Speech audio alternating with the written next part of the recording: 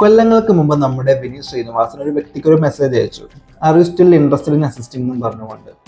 അവിടെ നിന്നായിരുന്നു നമ്മളെല്ലാവരും കണ്ടുവരുന്ന തൻ്റെ കരിയറിന്റെ പീക്കിൽ എത്തി നിൽക്കുന്ന നമ്മുടെ ബേസിൽ ജോസഫ് എന്ന സംവിധായകന്റെയും അഭിനേതാവിന്റെയും തുടക്കം. നമുക്കിന്ന് ബേസിലിന്റെ സിനിമാ ജീവിതത്തിലേക്ക് ഒന്ന് നോക്കാം. അതായത് പണ്ട് മുതലേ നമ്മുടെ ഈ കോമഡി സ്കിറ്റെല്ലാം ചെയ്യാൻ ഇഷ്ടപ്പെടുന്ന ഒരു വ്യക്തിയായിരുന്നു ബേസിൽ. അങ്ങനെ ഇരിക്കെയാണ് തൻ്റെ ഇൻഫോസിസിലെ സഹപ്രവർത്തകരുടെ കൂടെ ചേർന്ന് ഒരു 3500 രൂപ ബഡ്ജറ്റിൽ പ്രിയംവദ കാതറിയാണ് എന്ന ഷോർട്ട് ഫിലിം ചെയ്യണത്.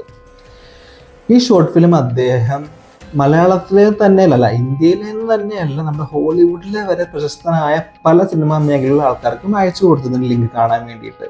ആ കൂട്ടത്തിൽ നമ്മുടെ ഈ എല്ലാവരുടെ പ്രിയങ്കരനായ നമുക്ക് ജുറാസിക് പാർക്ക് സമ്മാനിച്ച ഹോളിവുഡിലെ സ്റ്റീഫൻ സ്പീൽബർഗ് വരെ വരും. ഈ ആഴ്ചയുടെ കൂട്ടത്തിൽ നമ്മുടെ മലയാളത്തിലെ അജു വർഗീസും വിനീത് ശ്രീനിവാസനും ഉണ്ടായിരുന്നു. ഈ കാലഘട്ടം എന്ന് പറയുന്നത് നമ്മുടെ ഈ തട്ടത്തിമറയത്തിറങ്ങി മിന്നിത്തിളങ്ങി നിൽക്കുന്ന കാലഘട്ടമാണ്. നമ്മുടെ അജു വർഗീസും വിനീത് ശ്രീനിവാസനെയും പോലെയെല്ലാം തൻ്റെ കരിയർ ഒന്ന് സെറ്റാക്കി മിന്നിത്തിളങ്ങി വരുന്ന സമയം. ഈ അജു വർഗീസ് നമ്മുടെ ബേസിൽ അയച്ച വീഡിയോ കാണുകയും എന്നിട്ടത് തൻ്റെ സ്റ്റോറിയിലൂടെ പോസ്റ്റ് ചെയ്യുകയും ചെയ്തു. ആ പോസ്റ്റ് ചെയ്തത് നമ്മുടെ വിനീത് ശ്രീനിവാസൻ കാണുകയുണ്ടായി. അദ്ദേഹം ആ ഷോർട്ട് ഫിലിം കാണുകയും അതിന് ബേസിൽ മെസ്സേജ് എനിക്കിഷ്ടമായി അങ്ങനെയൊക്കെ പറഞ്ഞു. അപ്പോൾ ബേസിൽ വിനീത് ശ്രീനിവാസനോട് തനിക്ക് അസിസ്റ്റ് ചെയ്യാനുള്ള ആഗ്രഹം പ്രകടിപ്പിക്കുകയും ചെയ്തു. വിനീത് ശ്രീനിവാസൻ നോക്കാമെന്ന് പറഞ്ഞ് ആ കോൺവെർസേഷൻ അവിടെ തീരുകയും ചെയ്തു. ബട്ട് അത് കഴിഞ്ഞിട്ട് നമ്മുടെ അജു വർഗീസും ബേസിൽ ജോസഫും കൂടുതൽ അടുത്തു. ഈ 3500 രൂപ ബഡ്ജറ്റിൽ ചെയ്ത പ്രിയംവദ കാതറിയാണോ എന്നുള്ള സിനിമ കഴിഞ്ഞിട്ട് മീൻസ് ഷോർട്ട് ഫിലിം കഴിഞ്ഞിട്ട് അദ്ദേഹം ഒരു തുണ്ടുപട എന്ന ടൈറ്റിൽ ഒരു ഷോർട്ട് ഫിലിം ചെയ്യുകയുണ്ടായി. അതിൽ നമ്മുടെ നായകനായിട്ട് വന്ന് ബേസിൽ ജോസഫാണ്. ഏകദേശം ഇതിൻ്റെ ഒരു 8 മാസത്തിന് ശേഷം നമ്മുടെ വിനീത് ശ്രീനിവാസൻ ബേസിൽ ജോസഫിനോട് ഒരു മെസ്സേജ് അയച്ചു. അതായത് താങ്കൾക്ക് മുമ്പ് പറഞ്ഞുള്ള അസിസ്റ്റ് ചെയ്യാൻ ഇൻട്രസ്റ്റ് ഉണ്ടോ എന്ന് ചോദിച്ചുകൊണ്ട്. അപ്പോൾ തന്നെ ബേസിൽ ജോസഫ് ഓക്കെയും പറഞ്ഞു. അങ്ങനെയാണ് അദ്ദേഹം 2013 പുറത്തിറങ്ങിയ വിനീത് ശ്രീനിവാസൻ സംവിധാനം ചെയ്ത തിരയിലൂടെ അസിസ്റ്റന്റ് ഡയറക്ടറായിട്ട് മലയാളത്തിലേക്ക് വരുന്നത്.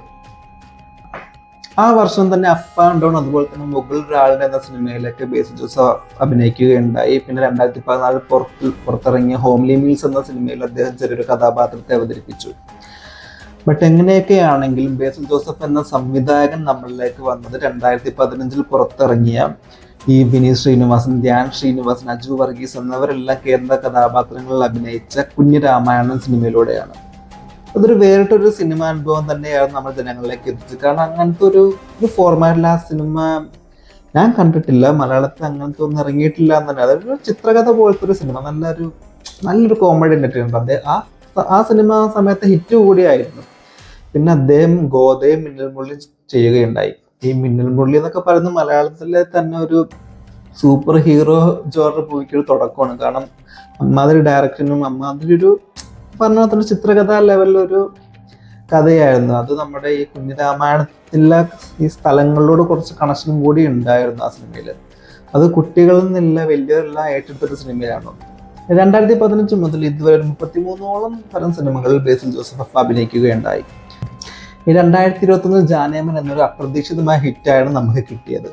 അത് കഴിഞ്ഞിട്ട് അദ്ദേഹം ചെയ്ത കാലിമി, നുണക്കുയി, കടനകടാരമി, അണ്ടകടാഹം, അതുപോലെ തന്നെ ഈ അടുത്ത് പൃഥ്വിരാജിനോട് കൂടെ തന്നെ കട്ടക്ക് അഭിനയിച്ച സിനിമ ഗുരുവായൂരമ്പല നടയിൽ, അതുപോലെ പല പല ഹിറ്റ് സിനിമകൾ അദ്ദേഹം നമുക്ക് തന്നൊരു ഹിറ്റ് ലിസ്റ്റ് തരുന്ന താരം എന്ന പദവിയിലേക്ക് വരെ നമ്മുടെ ബേസിൽ ജോസഫ് ഉയർന്നു.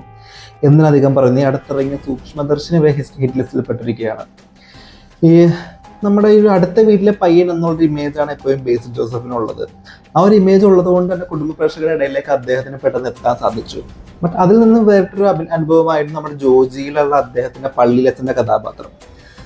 അത് മാത്രമല്ല, ഇപ്പോൾ ഈ സൂക്ഷ്മദർശിനി ആയിക്കോട്ടെ, അതുപോലെ തന്നെ ഇതിനു മുമ്പുള്ളൊരു നുണക്കുയി, ജയ അതെല്ലാം ഒരു ചെറുതായിട്ടൊരു നെഗറ്റീവ് ഷെയ്ഡ് അദ്ദേഹത്തിന് കൊടുക്കുന്ന ഒരു സിനിമയാണ്. മീൻസ് അദ്ദേഹത്തിന് സ്ഥിരം വരുന്ന കഥാപാത്രങ്ങളിൽ നിന്ന് വേറിട്ട് അഭിനയിക്കുന്ന പോലെ അതെല്ലാം പ്രേക്ഷകർ ഇരു കഴിഞ്ഞിട്ട് സ്വീകരിച്ച കഥാപാത്രങ്ങളുമാണ്. എന്നിരുന്നാൽ ഇപ്പൊ എല്ലാവരും ഇട്ടുനോക്കുന്ന ഒരു സിനിമയിലേക്കാണ്. അത് മലയാളത്തിന്റെ അല്ല, ആക്ച്വലി അത് ബോളിവുഡിലേക്ക് ഇറങ്ങാൻ പോകുന്ന ഒരു സിനിമയാണ്. റൂമർ എന്ന നിലയ്ക്ക് പരത്തിയ ഒരു സിനിമ, നമ്മുടെ ഒരു സൂപ്പർ ഹീറോ ടച്ചുള്ള ഒരു ഫിലിം. നമ്മൾ പണ്ട് 90s-ലും 2000 തുടക്കത്തിലൊക്കെ ജനിച്ചൊക്കെ കണ്ടാൻ പറ്റുന്ന സിനിമയാണ് ശക്തിമാൻ. അതിന്റെ ഒരു ഡയറക്ടറായിട്ട് മൂപ്പര് വരുന്നു എന്ന് മീൻസ് സിനിമയിൽ അതിന്റെ സിനിമ അഡാപ്റ്റേഷനിലേക്ക് ബേസിലാണ് ഡയറക്ടർ ചെയ്യുന്നത് റൂമർ പരക്കെ പരക്കുന്നുണ്ട്. അതെങ്ങാനും ഇറങ്ങി ഹിറ്റ് ആവുകയാണെങ്കിൽ പിന്നെ നമ്മുടെ കേരളത്തിലെ തന്നെയല്ല, നമ്മുടെ ഇന്ത്യയിലെ തന്നെ one of the top director ലിസ്റ്റിലേക്ക് നമ്മുടെ ബേസിൽ ജോസഫ് വരുന്നതായിരിക്കും.